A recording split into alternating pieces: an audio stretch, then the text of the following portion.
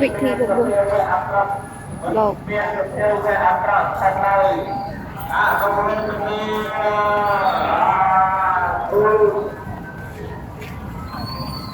ពុកលោកអវ៉ាបានមក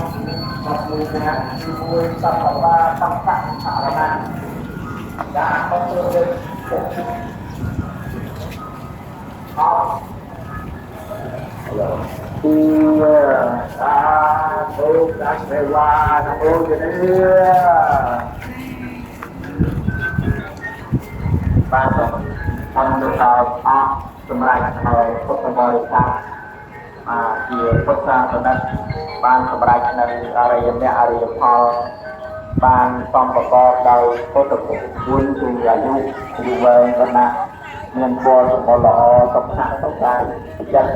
ពលៈមានកម្លាំងកាយនិងកម្លាំងប្រាជ្ញាសូមអនុមោទនា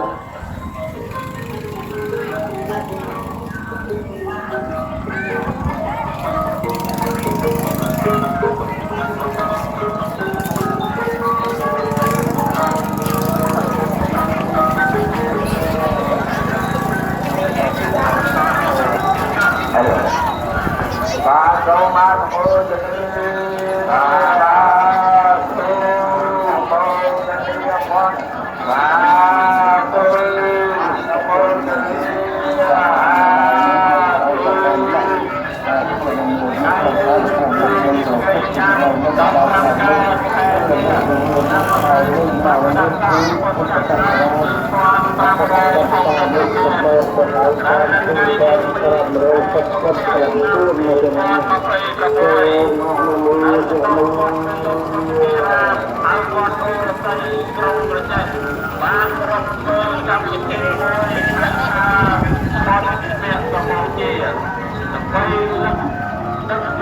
ព្រះសម្មាសម្ពុទ្ធដែលព្រះ